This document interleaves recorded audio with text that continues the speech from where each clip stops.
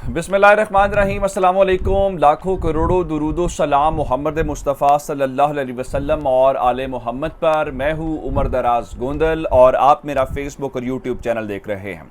नाज़रीन, आज की सबसे बड़ी खबर क्या है? बड़ी खबर यह है कि वो जिस बात का डर था और हम सबको डर था, इस बात से एक लिहाज से पता था कि ये जो कर रहे हैं इसका इनको कोई नतीजा मिलने वाला नहीं है और ये गलत तजर्बा कर बैठे हैं। तो जनाब, हमारे पास आज की जो सबसे बड़ी खबर है वो शहबाज शरीफ हुकूमत का धड़न तख्ता होने की है। अब धड़न तख्ता हो गया, हो रहा।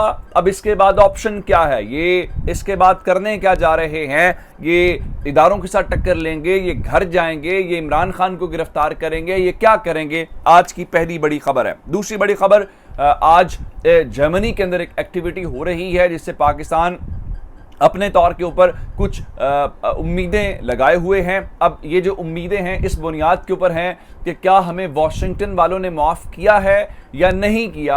ये खबर क्या है ये भी आपके सामने रखूंगा। और इस सारे सिनेरियो के दौरान जनरल फैज़ हमीद साहब की एक बार फिर से एंट्री हुई है, वो खबरों में इन हैं, उनके मुतालिक डिस्कशंस हो रही हैं। इस बारे में क्या है, कुछ अंदरूनी बातें, कुछ ऐसी चीज़ें जो शायद पहले इस तरह से क्रेडिबल नहीं हो रही थी, अब वो डिस्कस हो रही हैं। तो उस सारी सूरत हाल के हवाले से भी आपको बताएंगे। कुछ अलविदाई मुलाकातों की बात करेंगे कि आखिर ये अलविदाई दौरे और अलविदाई मुलाकातें क्यों शुरू हो गई हैं, मामला किस नहज पे पहुंच गया है, ये भी आपके सामने रखेंगे। एक और खबर जरा सुन लीजिए।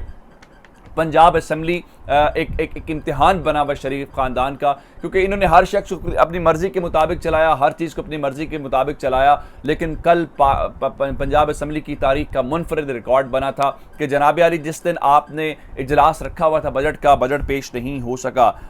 ये सारी सूरत हाल आपके सामने रखेंगे। फिर खान साहब ने एक और जारहाना इनिंग्स खेलने का फैसला किया है, वो क्या मामला है, ये तमाम तर तफसीलात आपके सामने रखने से पहले गुजारिश करेंगे कि यूट्यूब चैनल सब्सक्राइब कर लीजिए, फेसबुक चैनल जो है उसको फॉलो और लाइक करना मत भूलिएगा। अब हुआ क्या है, ये जो मौजूदा हुकूमत है इसने बजट पेश किया और सबको पता है कि बजट पेश करने के बाद जहां तक इनका काम इतना ही था, ये अपने तौर पे हर लिहाज से वो काम करने की कोशिश कर रहे हैं जहां पे IMF का अप्रूवल मिल जाए। IMF के अप्रूवल के बाद जो यहाँ पे इदारे हैं उनको यकीन दिला सकें कि आप खान साहब के बारे में मत सोचें, खान साहब को मत लाएं, हम आपको करके दिखाएंगे, हम कर सकते हैं। लेकिन हकीकतन ये नहीं कर सकते, ये नहीं कर पा रहे। उसकी वजह ज़रा आज आप देख लें कि इंटरबैंक के अंदर ₹1.5 से ज़ायद का आज डॉलर महंगा हुआ है और इंटरबैंक के अंदर सिर्फ डॉलर ₹205 के ऊपर पहुंच गया है। ये सिचुएशन मार्केट की है। कल भी आपने देखा था कि स्टॉक एक्सचेंज के अंदर जो है वो कमी हुई है, क्योंकि आज तो अमरीकी सफ़ीर डेलीगेशन के हमरा तशरीफ़ लाए थे और उन साहब ने आज घंटी बजा के जो है वहाँ पे अपने आगाज़ किया है। हालांकि अमली तौर पे वो अभी तक सफ़ीर नहीं हुए। उसकी वजह क्या है, जो जब कोई सफ़ीर आता है तो वो अपने कागजात नामजदगी जो उसके होते हैं, जो वहाँ से अमेरिका से या किसी भी मुल्क से लेके आता है, तो वो सदर पाकिस्तान को पेश करता है, सदर उसको अप्रूव करता है। उसके बाद लेकिन उनकी मुलाकात हमारे वज़ीर ख़ारजा के साथ भी हो गई है, आज स्टॉक एक्सचेंज के साथ भी। लेकिन असल बात यह है जो इस हुकूमत का धड़न तख्ता कहाँ से हुआ। आपने इतना सख्त बजट पेश किया, आपने अवाम को रिलीफ नहीं दिया, आप सिर्फ हमें ये बता रहे थे कि देखो ये IMF की डिमांड्स हैं, IMF ज़रूरी है। लेकिन आज IMF ने ही इनका धड़न तख्ता कर दिया है और उनकी जो नुमाइंदे हैं उन्होंने रॉयटर्स से बात की है और रॉयटर्स से बात करते हुए उन्होंने कहा है कि IMF को इस मौजूदा बजट के ऊपर जो इस हुकूमत ने पेश किया है उसके ऊपर तहफ़्फ़ुज़ात हैं। वो चाहते हैं कि मज़ीद टैक्सेस लगाए जाएं और इसका मतलब ये है कि ये हुकूमत ना इधर की रही है ना उधर की रही है। इसका मतलब ये है, इधर से मुराद ये है कि आप अपने अवाम के हाथों से भी निकल गए, आपने उनके ऊपर महंगाई का एक तूफ़ान बर्पा कर दिया, और उधर से मुराद ये है कि आपको पैसे नहीं मिलेंगे। जो शौकत तरीन भी कह रहे थे कि मेरी असेसमेंट ये है कि IMF इस हुकूमत को पैसे देता हुआ नज़र नहीं आ रहा। और आप हैरान इस बात के ऊपर होंगे, इतने टैक्सेस लगाने के बाद और अवाम का सत्यानाश करने के बाद पाकिस्तान की हुकूमत ने, IMF ने जब ये कहा है कि हमें तहफ़्फ़ुज़ात हैं, मज़ीद टैक्सेस लगाएं, तो पाकिस्तान की हुकूमत ने इस वक्त कन्वे ये किया है कि हम रद्दो बदल भी बजट के अंदर करने के लिए तैयार हैं। यानी ये भी बजट पेश हुआ है और 13 तारीख को जो बजट पेश करने के हवाले के बाद अब वो बजट अभी अप्रूव भी नहीं हुआ, लेकिन उसके बाद जो है 10 से 13-14 का आप अंदाजा कर लें कितने 3-4 दिनों के अंदर इन्होंने क्या कुछ किया है। और वो वहाँ पे कह रहे हैं जी कोई इतना बड़ा मसला नहीं है, हमारे लोग, हमारा मीडिया, हमारी पार्लियामेंट कोई इतनी बड़ी चीज़ नहीं है, हम इसके अंदर फर्दर जो है वो तब्दीलियाँ ले आएंगे जैसे आप चाहते हैं। क्योंकि मिफ्ता इस्माइल कह रहे हैं कि IMF से पैसे लेना हर सूरत ज़रूरी है, क्योंकि IMF के अलावा हमें कोई पैसे नहीं दे रहा। ये पाकिस्तान के वज़ीर ख़जाना के अल्फाज हैं। ज़रा एक और ख़बर सुन लीजिए इस बात का अंदाज़ा लगाने के लिए कि वाशिंगटन वालों ने हमारे गुनाह माफ़ किए हैं नहीं किए, वाशिंगटन वाले हमसे नाराज़ हैं, हमसे खुश हैं, वो किस पोजीशन के अंदर हैं। एक मरहला वो आ गया है। आज से जर्मनी के अंदर FATF का इजलास होने जा रहा है और ये इजलास जो है वो 17 जून तक जारी रहेगा। उसके बाद अगले महीने के अंदर इनका जो एक क्या कहते हैं कि वफ्द है वो पाकिस्तान आएगा और पाकिस्तान आके इक़दामात का जायज़ा लेगा। 34 निकात का पाकिस्तान को